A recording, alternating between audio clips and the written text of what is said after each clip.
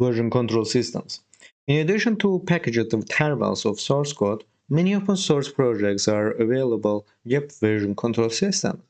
These services enable tracking of code changes among a distributed group of participants. Version control systems offer many capabilities geared toward ensuring clean and easy collaboration on development. However, for our use, we will only be checking out code, retrieving a copy of the source code from the repository, so the end result will be direct retrieval of code similar to what we will have after extracting a tarball. Sometimes code that is still under active development may only be available via source checkout from a version control system. In other cases, the development version of an application may have capabilities required to perform a successful examinations. As always, validate that any tools you use perform the functions they are designed for in a verifiable, repeatable manner, but above all work on copies or extracted data rather than original data. Popular open source version control systems are uh, popular open source version control system. Let me write it down here. Systems. CVS here, subversion here, GTR, this is the most popular version control system here, and Mercurial. We will discuss the operation of these tools to perform source code checkouts when we build that require this. So let's continue by installing our interpreters here. Actually, I will share these notes with you. Because of that, I will save it. Show creating so creating Linux lab.txt. Actually, it will save the text as well. So let's get started with installing interpreter. So in addition to compiling executable code, we will need to be able to execute programs written in interpreted languages. To do so, we will need to install the appropriate interpreters: Perl, Python, and Ruby. On most Linux distributions, the Perl and Python interpreters and this will be a handful of modules will already be installed. So we will want to install Python 3 interpreter in addition to our currently installed version, and we will need to install Ruby interpreter. We will also explore how to install various modules in each of these interpreters. So let's check is Python or, by the way, here you can in Linux you can with clear command you can clear terminal here. So Ruby Python here. So let's check is Python or Ruby Perl is installed our system. Your Python V. Actually, as you can see here, we have Python 3 installed and 3.8. Actually, I think this is the new version here. Python 3 help. Okay.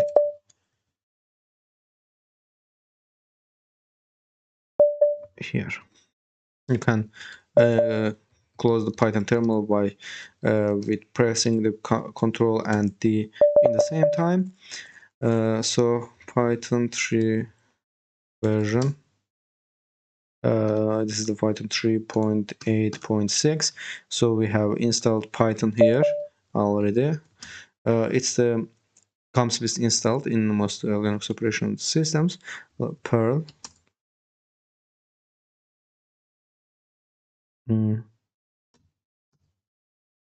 Perl.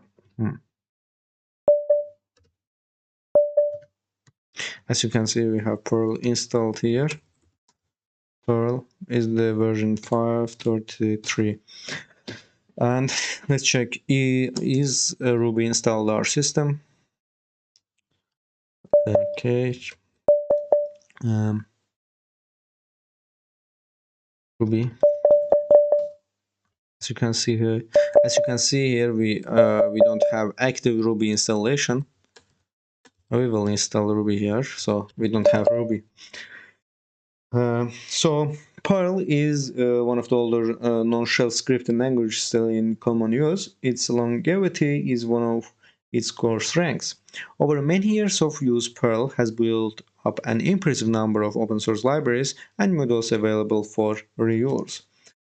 So as I said earlier, let's check our Perl version again. To check our Perl version, as you can see here, Perl 5 version 30 and so version 3 5.3 30.3. So the core repository for Perl module is known as CPAN here, the Comprehensive Perl Archive Network. So packages in CPAN can be installed from the terminal using the mcpan here option to Perl. So upon executing this command for the first time, your CPAN preferences will set up defaults are fine for our using. So hit enter when prompted to accept them. So Perl mcpan shell here, and as you can see, cpan.pm requires configuration, but most of it can be done automatically. If you answer no below, you will enter interactive dialog for each configuration option. So what do you like to configure much? No, actually I want the default one. I want just the default one. Enter. So as you can see here, we are now installing shell here. Installing cpan. And so cpan is already installed here. Okay. So Perl mcpan.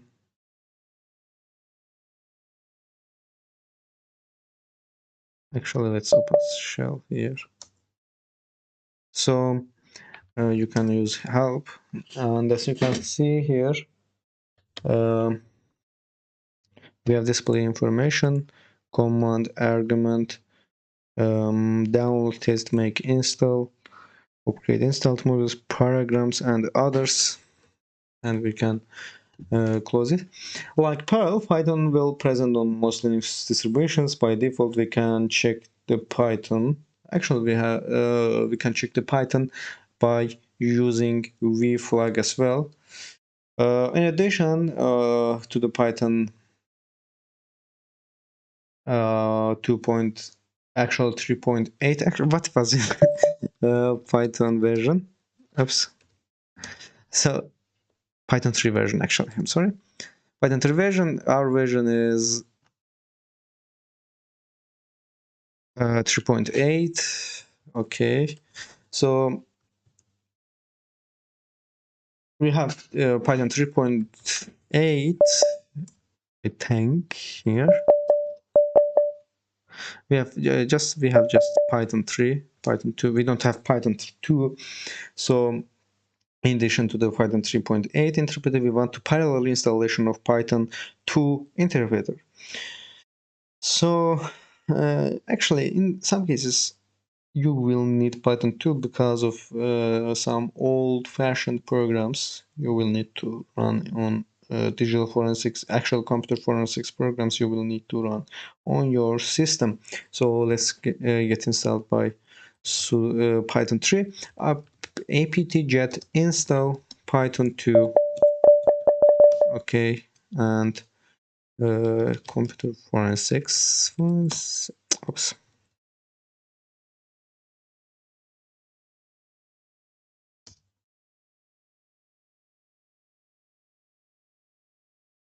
Mhm.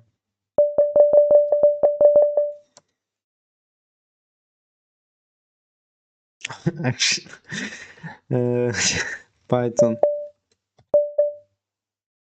No.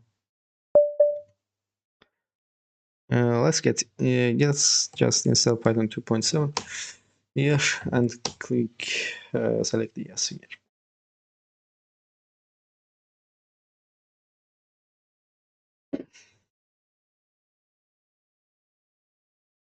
Stop the video here. Actually, it's since almost installed, we don't need for stopping video.